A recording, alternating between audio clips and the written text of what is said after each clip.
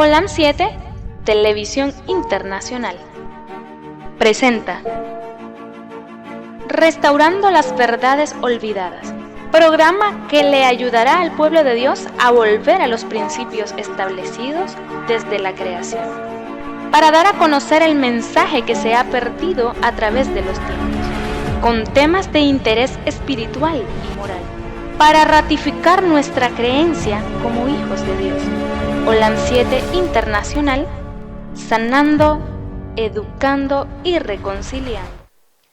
Estamos agradecidos con nuestro Dios por darnos nuevamente la oportunidad de poder estar aquí a través de este medio de Olam 7 Honduras, desde San Pedro Sula, poderles llevar el mensaje de salvación a cada uno de ustedes, a sus hogares a través de la palabra de Dios.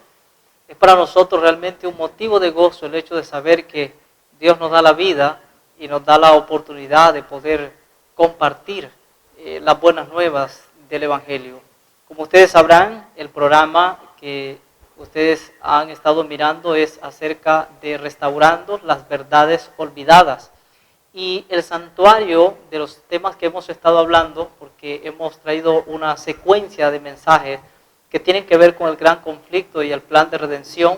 Ahora vamos con la parte 6 y realmente espero que hasta ahora hayamos comprendido realmente lo que Dios nos ha enseñado hasta ahora. Y vamos a seguir estudiando nuevamente acerca del santuario, qué fue lo que ocurrió en el año 1844. Y queridos, realmente lo que más me trae satisfacción a mi vida personal en cuanto a estos mensajes es que no tienen nada que ver con humanamente, es decir, todo es en base de Biblia. Dentro de la iglesia, pues nosotros tenemos lo que se llama el espíritu de profecía y tenemos también como mensajera de Dios a la hermana Elena de Guay. Más sin embargo, alabo a Dios porque ninguna doctrina está basada prácticamente en algo humano, sino está siempre basado en la palabra de Dios. Como ustedes pueden ver, no hemos mencionado su nombre. Ahora yo quiero que ustedes vean a través de la palabra de Dios cómo Dios nos sigue hablando a través de las Sagradas Escrituras. Y queremos escuchar un canto antes de iniciar el estudio de la palabra. Más sin embargo, quisiera que en primer lugar oráramos a nuestro Dios. Querido Padre, nuevamente nos presentamos delante de su presencia.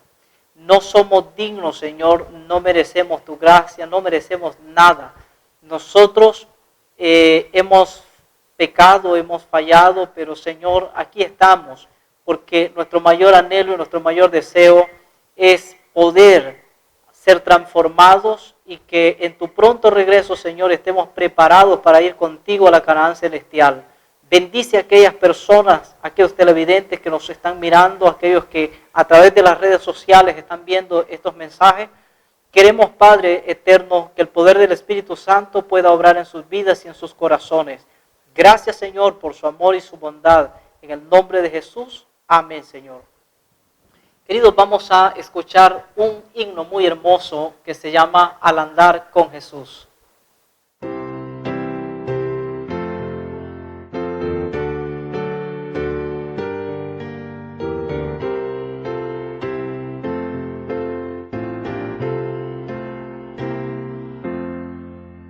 Al andar con Jesús en su fulgida luz, en mi senda su gloria veré y su voz he de oír, pues promete vivir con aquel que obedece por fe.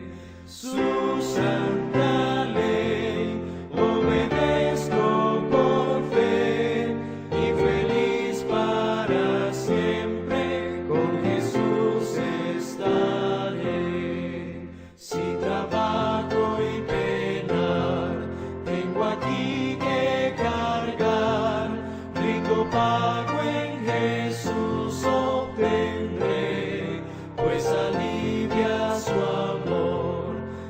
afán, mi dolor, cuando ve que obedezco por fe su santa ley, obedezco por fe y feliz para siempre con Jesús estaré.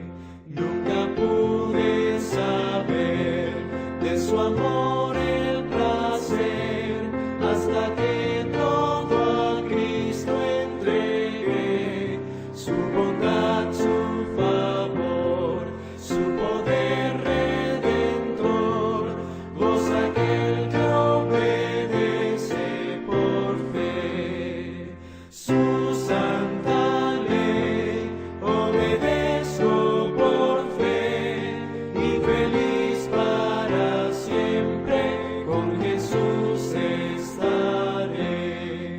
Fiel amigo Él es, sentaré a sus pies y a su lado el camino andaré. Si algo hay que cumplir o si hay donde de ir, sin temor obedezco por fe su santa ley, obedezco por fe y feliz para siempre con Jesús estaré. Así es que alabamos el nombre del Señor por este hermoso canto. En realidad trae un mensaje al corazón de nosotros. Querido, dice que por fe obedecemos su santa ley. Y en realidad nosotros nos damos cuenta que en el mundo que vivimos ahora, la santa ley de Dios está siendo rechazada. Y algo que a mí me llama la atención son los extremos. Debemos tener mucho cuidado con eso. Recuerden que en el tiempo de Jesús, los judíos se fueron a un extremo. El extremo al cual se fueron los judíos fue que ellos se fueron solo a la ley y se apartaron de la gracia que fue Jesús. Hoy día existe otro extremo. Muchas personas se van solo a la gracia y se apartaron de la ley. Y las dos cosas van juntas, querido amigo, querido hermano. Y realmente pues las dos cosas son en realidad inseparables. Ahora, a través de la luz del santuario, ¿por qué es que es un gran conflicto, querido amigo, querido hermano, querido televidente? La razón es la siguiente.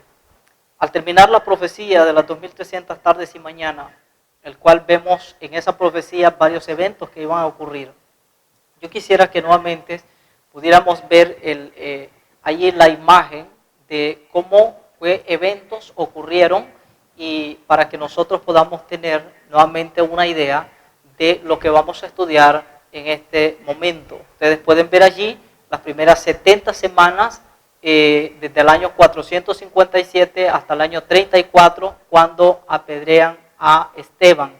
Allí se cumplieron 490 años. Así que nosotros sumamos que esos 490 años llegaron hasta el año 34 y también nosotros venimos y ponemos 2300 años. A 2300 años le quitamos 490 años y nos quedan 1810 años. Por lo tanto, del año 34, usted le suma 1810 años, llega exactamente hasta el año 1844. Ahora, quiero decirles que de este periodo, del año 34 al año 1844, según la palabra de Dios, ocurrieron también muchos eventos durante todo este periodo de tiempo. Ustedes saben que de allí en adelante inició prácticamente la iglesia primitiva. Desde el año 31 en adelante inicia la iglesia primitiva y en toda la historia nosotros nos damos cuenta que las diferentes etapas del pueblo de Dios. Cuando nosotros vemos en la palabra de Dios, por ejemplo, las 7 iglesias prácticamente dan inicio desde el año 31, el tiempo de los discípulos, la primera iglesia, que es la iglesia de Éfesos, y luego al final de la historia, que es en el año 1844, da inicio lo que es la iglesia de Laodicea. Cuando ustedes buscan esa palabra Laodicea, la palabra Laodicea significa un pueblo juzgado, lo que también significa que el juicio da inicio. Ahora, es interesante notar que la iglesia de Laodicea es la última iglesia. Y una iglesia antes de la iglesia de Laodicea es la iglesia de Filadelfia. Ahora, a mí me llama la atención qué es lo que pasa realmente en estas dos iglesias, principalmente en la iglesia de Filadelfia, que significa amor fraternal.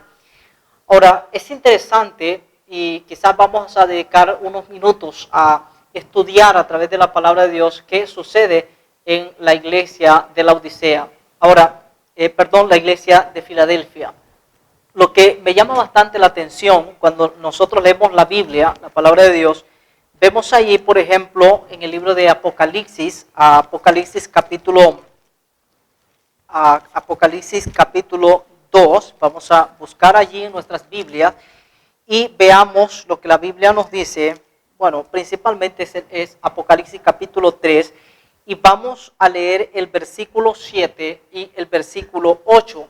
Quiero decirles que las iglesias son 7 periodos en la historia, tienen que ver desde la iglesia primitiva a prácticamente hasta la segunda venida de Cristo, o podríamos decir hasta que se cierra el tiempo de la gracia, porque la iglesia de la Odisea es la iglesia que da inicio desde 1844 y es la iglesia que finalizará hasta cuando se termine el tiempo de gracia y luego viene Jesús a esta tierra. Ahora, los periodos de esas iglesias es bien interesante. Por ejemplo, la primera iglesia, que fue la iglesia de Éfeso, fue la iglesia del año 31 al año 100. El periodo de la iglesia Esmirna fue del año 100 al año 313. El periodo de la tercera iglesia fue del año 313 al año 538. La cuarta iglesia, que es Tiatira, fue del año 538 al año 1517. La iglesia número 5, que fue el mensaje a Sardis, fue del año 1517 al año 1798. Y la iglesia de Filadelfia es del año 1798 al año 1844. Quizás en algún momento más adelante, quizás vamos a hablar incluso de estas iglesias en detalle, pero hoy quiero que analicemos una cosa. Del año 1798 al año 1844, la iglesia de Filadelfia, prácticamente en este tiempo hay un despertar. Las profecías que en Daniel capítulo 12, versículo 4, habían quedado bíblicamente cerradas, selladas, hasta el año 1798 prácticamente se comienzan a descubrir las grandes verdades. Ustedes pueden notar que ese tiempo hacia atrás la iglesia ha pasado por terribles persecuciones. Bíblicamente esas persecuciones que la iglesia había pasado es, según la palabra de Dios, por el cuerno pequeño. Ahora vamos a analizar en detalles algunos puntos que son relevantes en realidad y podemos analizar. Tiempo atrás la iglesia había estado pasando por persecuciones. ¿Cómo nosotros nos damos cuenta de eso? Vamos a ver una imagen de los imperios que en la historia, cuando Daniel miró las visiones, por ejemplo, Daniel 2, él miró algunas, Nabucodonosor tuvo un sueño, pero Daniel también en Daniel 7 tuvo una visión acerca de 4 grandes bestias. Entonces vamos a ver esa imagen que nos llama bastante la atención. Ustedes pueden ver allí, ustedes pueden leerlo en la Biblia, está en la palabra de Dios, Daniel capítulo 2, la explicación de la estatua está en Daniel capítulo 2, versículo 29 en adelante. Y la explicación de las bestias está en el libro de Daniel capítulo 7, versículo 1 en adelante. Ahora, ambas tanto el sueño de Nabucodonosor como la visión que tiene Daniel, ambas son la misma visión o la misma profecía. Ahora, la cabeza de oro bíblicamente era Babilonia, los pechos de plata eran Medos y los persas, y también el vientre de bronce era lo mismo que los griegos, y luego las piernas de hierro realmente eran Roma pagana, y luego los dedos significa la división de los imperios en el año 538 cuando se dividió Roma. Ahora, en las bestias nosotros vemos que el león es lo mismo que la cabeza de oro, el oso es lo mismo que los pechos de plata, y luego el leopardo es lo mismo que el vientre de bronce, y luego el dragón es lo mismo que Roma. Ahora, vemos entonces que este dragón que Daniel ve en el libro de Daniel, Daniel capítulo 7 y el versículo 8, podemos leer ese texto. Ustedes se dan cuenta que ahí habla de una bestia terrible que tiene 10 cuernos. Ahora, esos 10 cuernos es la misma división de los pies de hierro con barro, que significa la división de Roma. Ahora, cuando ocurre la división de Roma en el año 530 y en el año, vamos a ver, 538, en ese periodo de tiempo que ocurre prácticamente en ese momento, inicia lo que es el cuerno pequeño. Según la Biblia dice que Roma fue dividida, pero en medio de esa división surge un cuerno pequeño que se engrandeció, y lo leemos en el libro de Daniel capítulo 7, versículo 8 y el versículo también 25. Podemos leer en la palabra de Dios y vamos a ver qué ocurre aquí. Veamos qué dice las Sagradas Escrituras. Daniel capítulo 7, versículo 8. Mientras yo contemplaba los cuernos, he aquí, dice que otro cuerno pequeño salía entre ellos. 3 cuernos de los primeros, y he aquí que este cuerno tenía ojos como de hombre y una boca que hablaba grandes cosas. Ahora dice que derribó este cuerno pequeño, delante de él fueron arrancados 3 cuernos de los primeros. Ahora, nosotros nos damos cuenta, según la palabra de Dios, nos damos cuenta nosotros en el libro de Daniel, quiénes fueron realmente esos 3 cuernos que fueron derribados. La palabra de Dios, incluso en la historia, nos menciona que fueron los erulos, los vándalos y los ostrogodos. Esos 3 imperios fueron derribados por el cuerno pequeño. ¿Y quién es el cuerno pequeño? Bueno, veamos algunas descripciones de quién es el cuerno pequeño.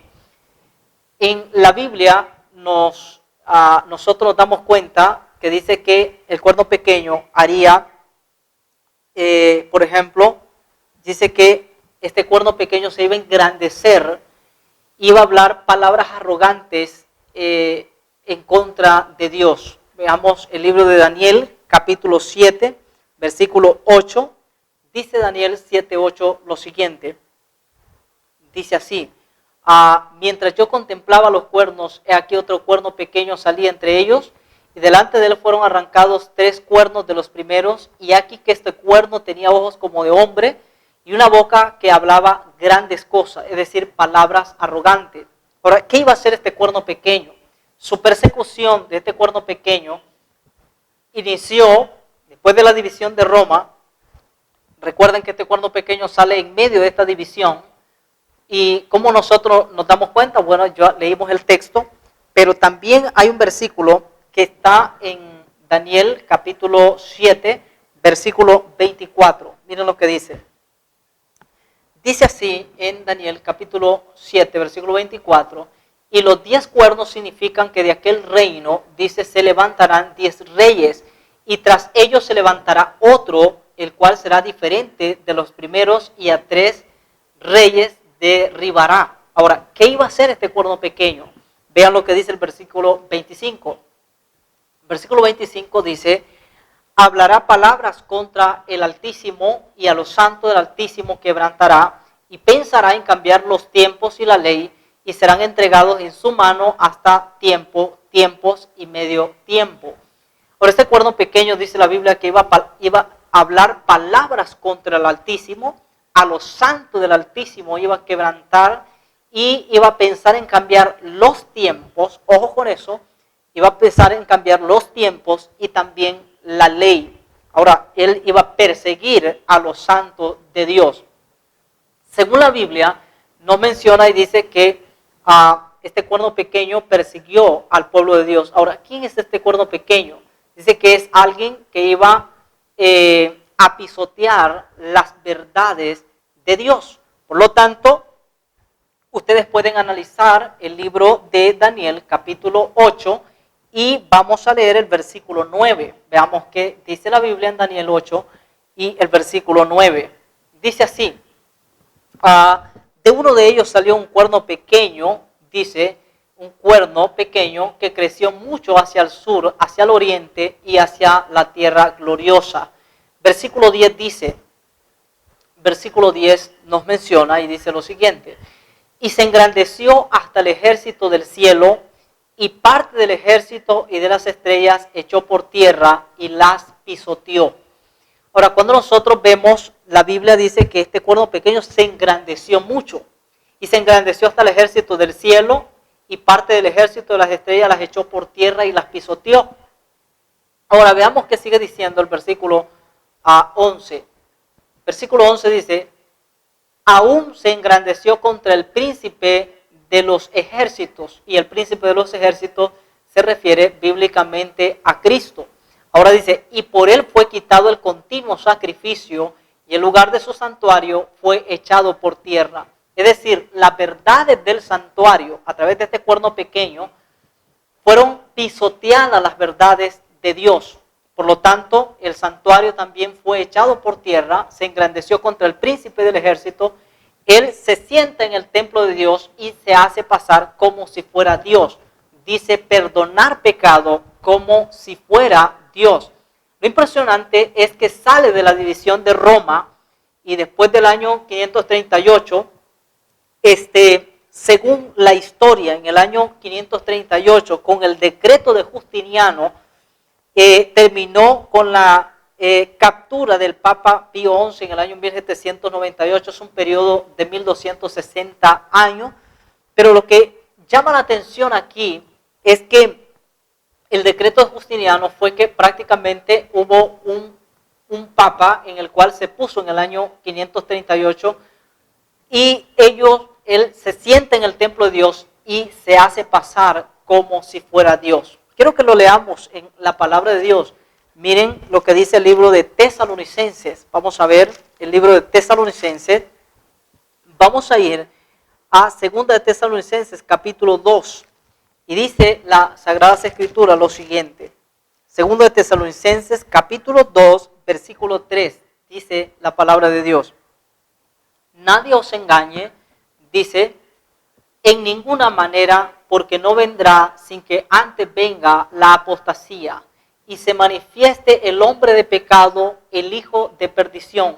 Versículo 4 dice, versículo 4 nos menciona, el cual se opone y se levanta contra todo lo que se llama Dios o es objeto de culto, tanto que se sienta en el templo de Dios como Dios, haciéndose pasar por Dios.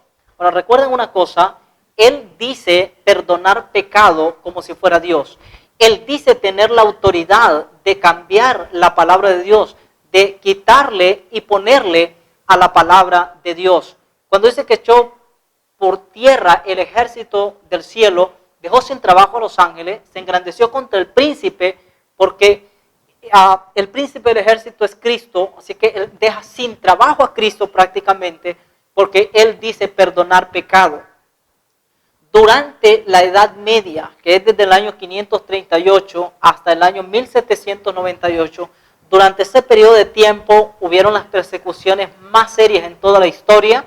Murieron aproximadamente 58 millones de cristianos. Ustedes pueden buscarlo en la historia. Y también la Biblia nos comprueba que dice que él iba a perseguir a los santos, también iba a tratar, dice que hablará palabras contra el Altísimo, a los santos quebrantará, tratará de cambiar los tiempos, dice Daniel 7:25, y también tratará de cambiar la santa ley de Dios. Por eso entonces nosotros nos damos cuenta, queridos amigos y hermanos, que el enemigo iba a usar sus agentes para destruir estas verdades que han sido pisoteadas. Por lo tanto, entonces, vamos a ver algo interesante en la iglesia de Filadelfia. En la iglesia de Filadelfia, la Biblia nos menciona que a Cristo se le iba a dar la llave de David. Ahora, quiero que vayamos al libro de Apocalipsis. Al libro de Apocalipsis capítulo 3, en el versículo 7, la Sagrada Escritura dice lo siguiente. Veamos qué dice.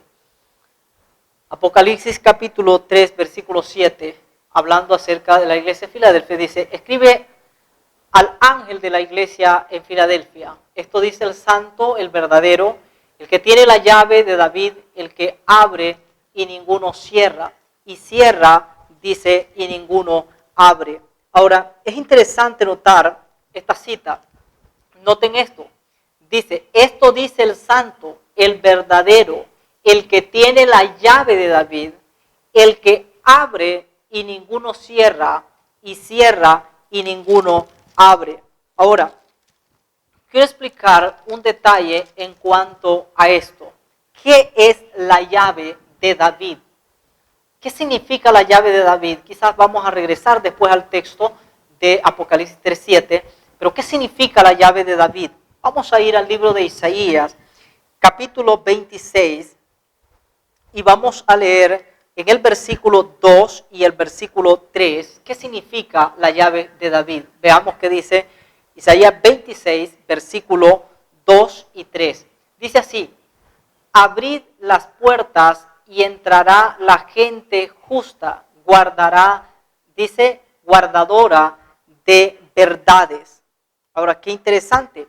Noten, abrir las puertas y entrará la gente justa, guardadora de verdades. Ahora, ¿por qué dice guardadores de verdades? Miren bien, analicen eso. Vamos a leer el versículo siguiente, versículo 3, dice así, tú guardarás en completa paz a aquel cuyo pensamiento en ti persevera, porque en ti ha confiado. Resulta que en el periodo de la iglesia de Filadelfia, en ese tiempo, pues Dios levantó hombres que realmente comenzaron a restaurar las verdades que habían sido pisoteadas por el cuerno pequeño. Ahora, miren lo que dice Isaías capítulo 22 y vamos a leer el versículo 21. El libro de Isaías 22, 21 dice, lo vestiré de tus vestiduras y lo ceñiré de tu talabarte y entregaré en sus manos tu potestad y será padre al morador de Jerusalén y a la casa de Judá. Versículo siguiente dice, versículo 22 dice, y pondré la llave de la casa de David sobre su hombro y abrirá y nadie cerrará, cerrará y nadie abrirá. Bíblicamente había una puerta en la cual dice, pondré la llave de David sobre su hombro, abrirá y nadie cerrará, cerrará y nadie abrirá. ¿Qué es lo que este texto nos da a entender? Miren, amigos míos, hay una imagen que quiero presentarla donde se ven los dos lugares, el lugar santo y se ve el lugar santísimo. Quiero que ustedes vean en pantalla esa imagen para que ustedes puedan analizar muy bien. Ustedes pueden ver allí, ahí está el sumo sacerdote, ahí está el lugar santo y está el lugar santísimo. Así es que para entrar al lugar santísimo había que pasar por ese velo. Ese es lo que se llama el segundo velo, pero estaba el primer velo. Por lo tanto, el primer velo es la puerta, es la primera puerta, y el segundo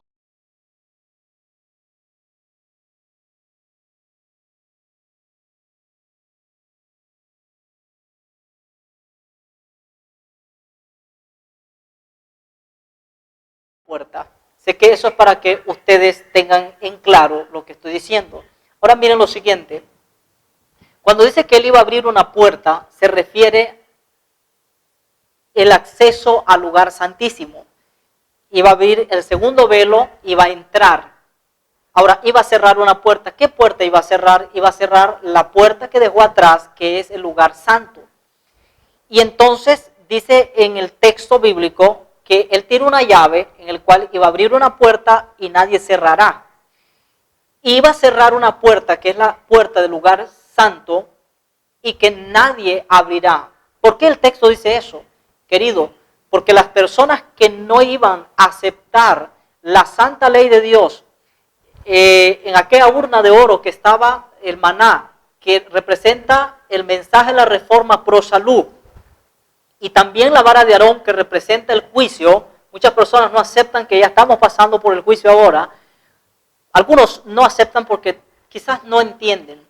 Y quiero decirles también que muchos no aceptan el mensaje de la reforma pro salud y tampoco aceptan el mensaje de que los 10 mandamientos siguen vigentes hasta el día de hoy. Esas personas que no aceptaran esas verdades iban a tratar de cerrar la puerta que da acceso al lugar santísimo. O sea, en un sentido simbólico, pero que a la vez es real, el mundo iba a tratar de cerrar esa puerta que da acceso al lugar santísimo. ¿Cómo el mundo lo está cerrando ahora? No aceptando estas verdades que están en la palabra de Dios. Ahora, iban a querer abrir la puerta del lugar santo, entonces, pero igual la Biblia dice que quien cerró la puerta del lugar santo, nadie podrá abrirla.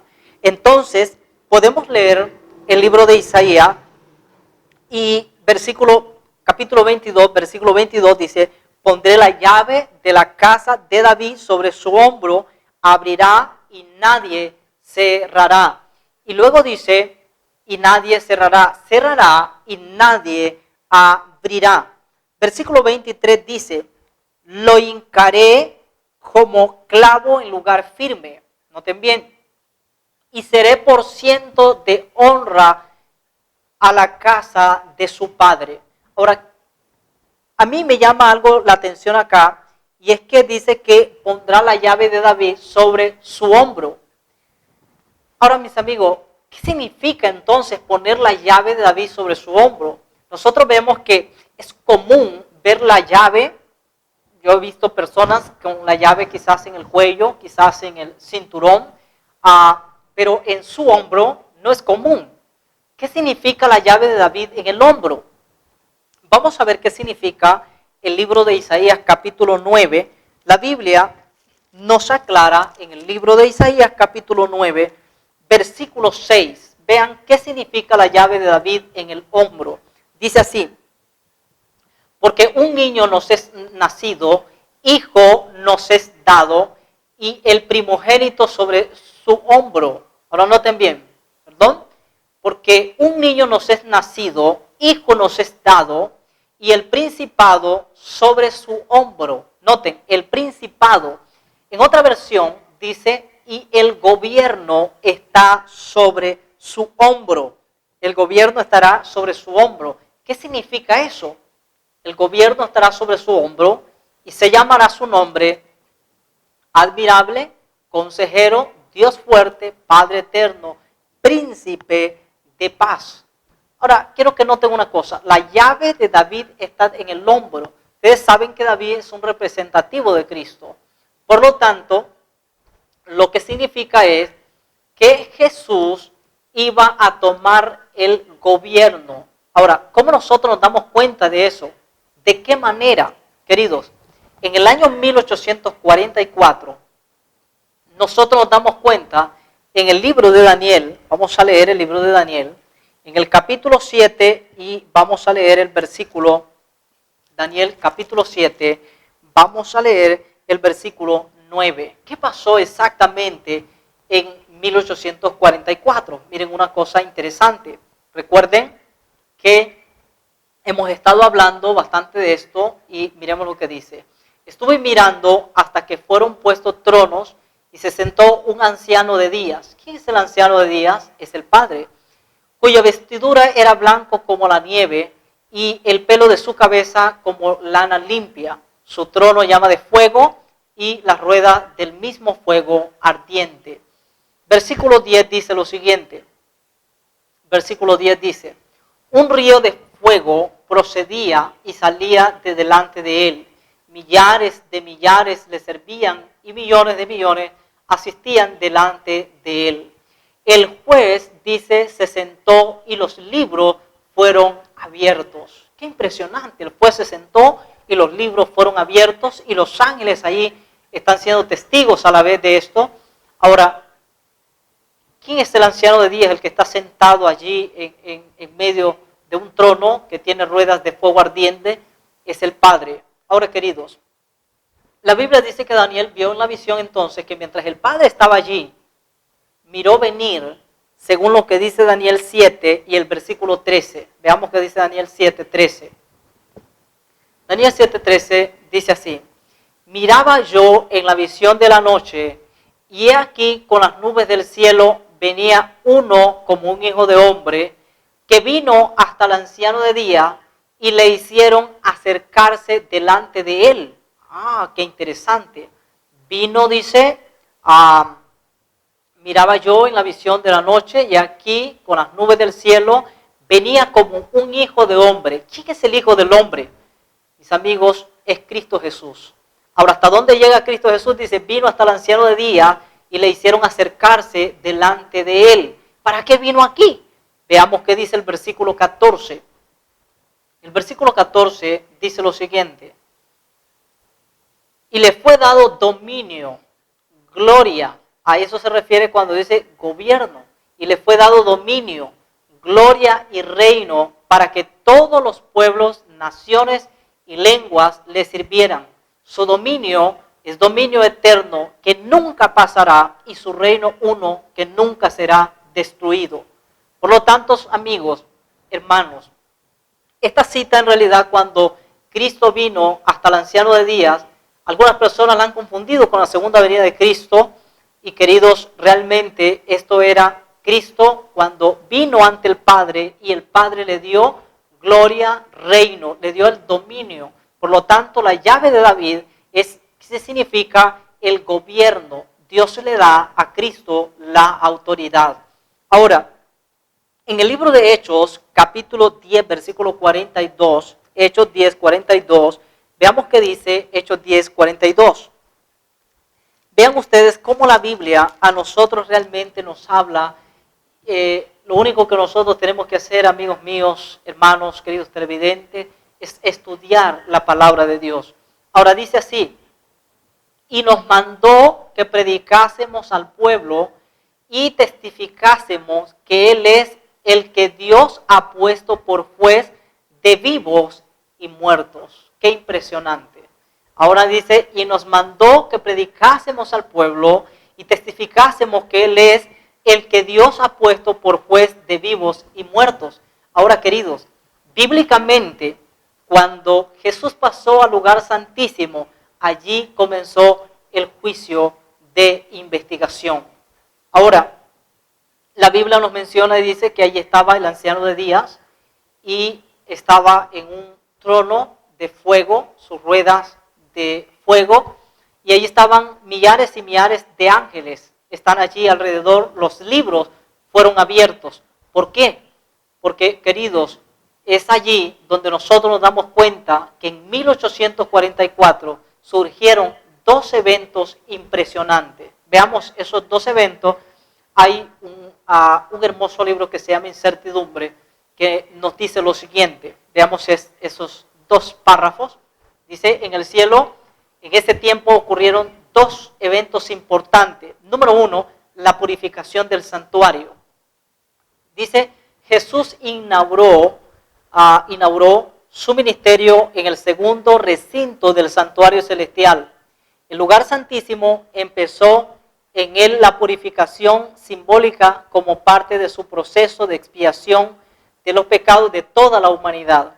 Así se cumplió lo que se enseñaba en el santuario terrenal, pero ahora en el celestial, según Daniel 8:14, y él dijo, hasta 2300 tardes y mañana, luego el santuario será purificado. Los detalles, dice, pero en consonancia con lo que sucedía en el cielo, aquí en el planeta se oyó el mensaje del primer ángel de Apocalipsis 14 a través de cientos de predicadores estudiosos de las profecías de Daniel. Ellos anunciaron que la hora de su juicio había llegado. Ya vamos a profundizar un poco más sobre el tema, pero vamos a seguir leyendo esto. Miren lo que dice.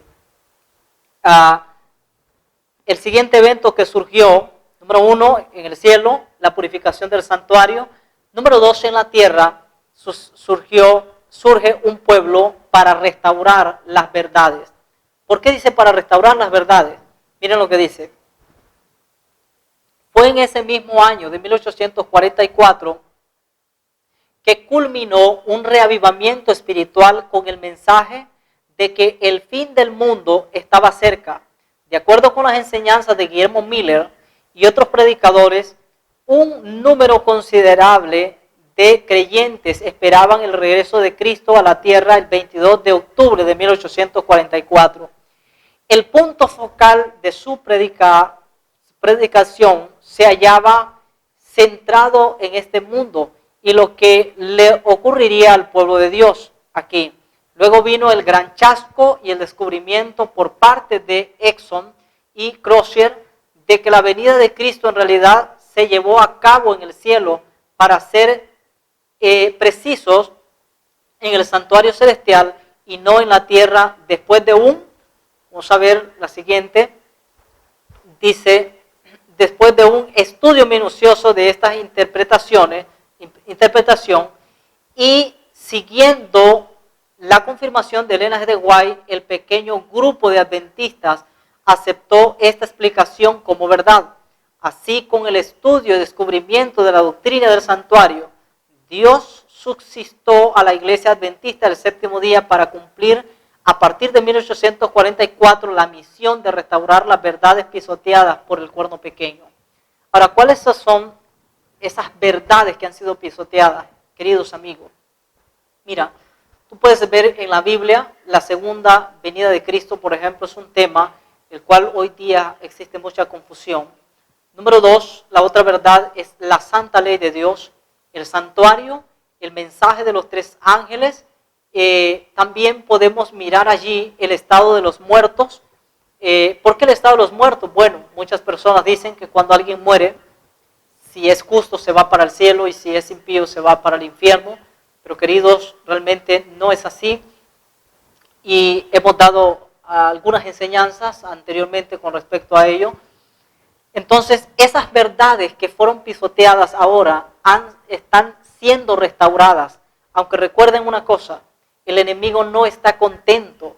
El enemigo está queriendo, sigue con la idea de destruir estas grandes verdades y por eso el mundo hoy día no las acepta. La verdad del sábado, de la santa ley de Dios, la verdad del santuario, querido, la verdad del mensaje de los 3 ángeles. El mundo no se está dando cuenta de estas grandes verdades en realidad. Pero la Biblia dice que Dios levantó entonces un pueblo para restaurar estas verdades.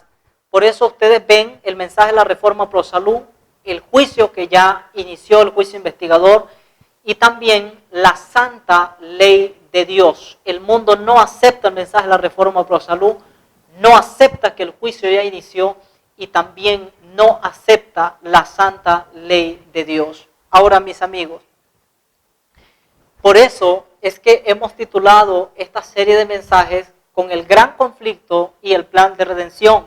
El enemigo sabe que si tú y yo no aceptamos estas verdades y no vivimos estas verdades, queridos, definitivamente nosotros, si no aceptamos y no vivimos estas verdades que están escritas en la palabra de Dios, en realidad, querido, no podremos entrar al reino de los cielos, porque no podemos seguir a Jesús a través de su obra en el santuario. Yo realmente espero que ustedes puedan estar entendiendo, comprendiendo de qué hemos estado hablando. Ahora miren, algunas personas conocen un poco de la historia de la iglesia adventista, pero conocen solamente una parte y no conocen toda. Quiero decirles que si hay cosa de la cual me siento muy feliz Y no me siento triste cuando una persona dice, la iglesia adventista tuvo un chasco, pronunciaron que la venida de Cristo iba a venir y Jesús no vino. Especialmente estamos ahora tocando ese mensaje y quizás en el siguiente tema vamos a hablar acerca del chasco que tuvo la iglesia adventista el séptimo día. Pero más sin embargo quiero decirles algo. Ese chasco estaba profetizado en la palabra de Dios. Y realmente en la Biblia se comprueba cómo estaba profetizado ese chasco. Y quiero decirles también que la iglesia adventista en la Biblia no fue la única en tener un chasco. Por lo tanto, nosotros miramos en la palabra de Dios también que otros personajes anteriormente tuvieron un chasco también. Así que yo espero compartir ese siguiente tema con ustedes, hablando en cuanto a después de 1844, antes de 1844. Y entonces, queridos amigos, ¿qué es lo que nosotros miramos realmente entonces a través de la palabra de Dios en la iglesia de Filadelfia? Es que habían personas que iban a tratar de cerrar la puerta del lugar santísimo, iban a tratar de abrir la puerta del lugar santo, porque no iban a aceptar las verdades. Es decir, nosotros podemos mirar a Cristo a través de su obra, de su ministerio, con los ojos de la fe, aceptando las verdades que han sido escritas en la palabra de Dios. Por eso me llama entonces la atención y ahora entiendo por qué muchas personas no iban a aceptar la ley de Dios, por qué no iban a aceptar la verdad del sábado que está escrita en la palabra de Dios. Queridos, porque en el libro de Daniel 7:25 dice que el cuerno pequeño iba a tratar de cambiar los tiempos, iba a tratar de cambiar la santa ley de Dios, y el cuerno pequeño sabemos que es el papado, porque sale en medio de Roma, de la división de Roma, de ahí sale, que es lo que hoy día conocemos como el Vaticano.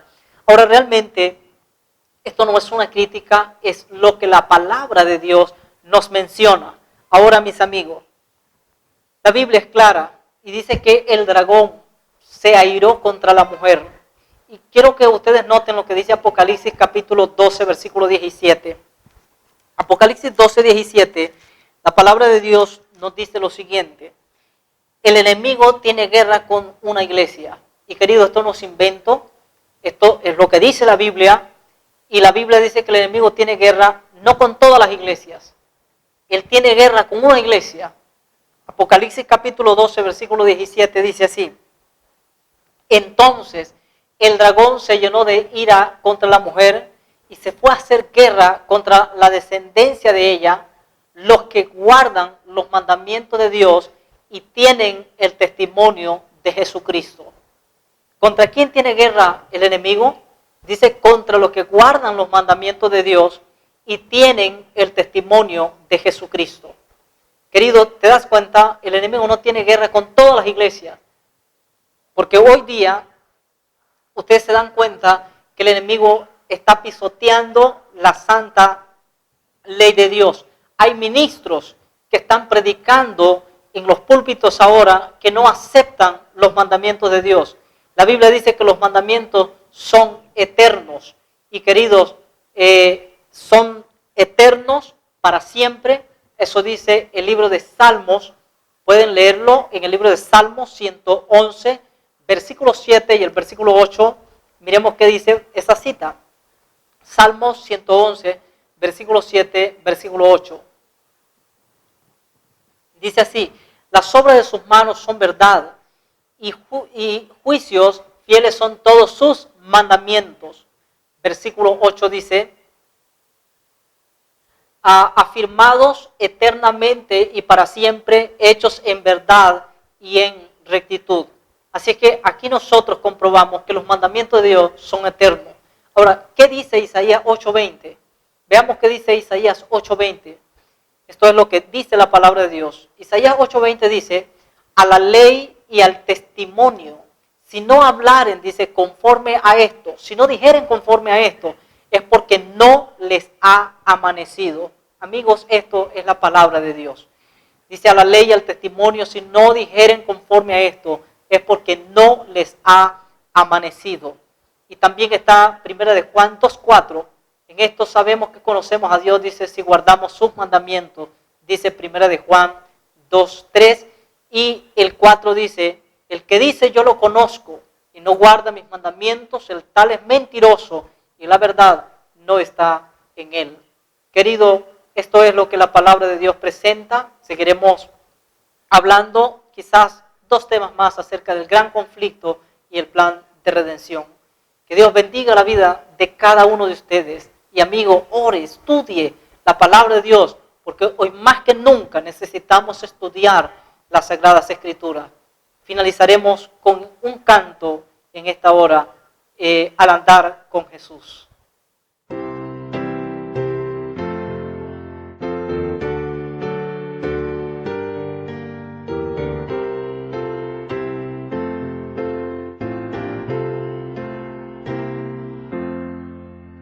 Al andar con Jesús en su fulgida luz, en mi senda su gloria veré y su voz he de oír, pues promete vivir con aquel que obedece por fe su santa ley. Obedezco por fe y feliz para siempre con Jesús estaré.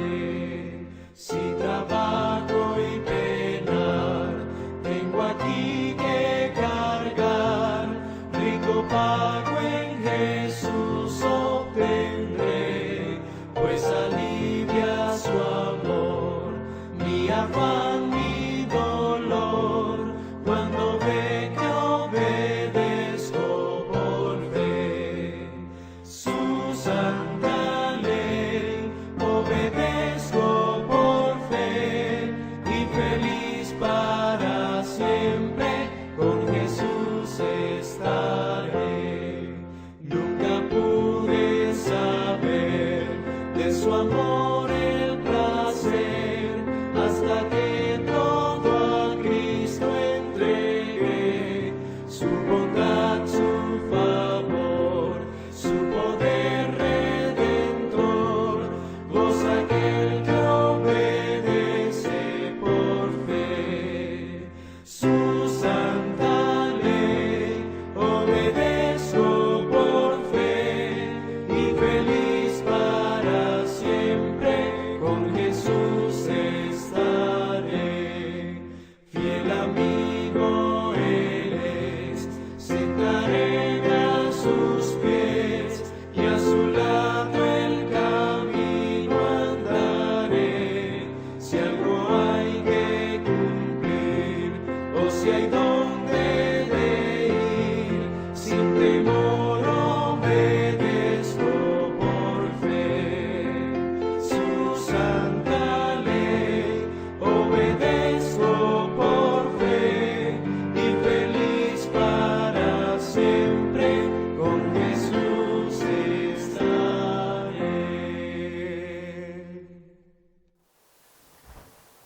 Queridos amigos, queridos televidentes, queridos hermanos, Primera de Juan capítulo 5, la Biblia dice en el versículo 2, en esto conocemos que amamos a los hijos de Dios, cuando amamos a Dios y guardamos sus mandamientos. Porque en esto consiste el amor a Dios, en que guardemos sus mandamientos y sus mandamientos no son gravosos. Cuando la palabra de Dios dice que los mandamientos no son gravosos, no es una carga, querido.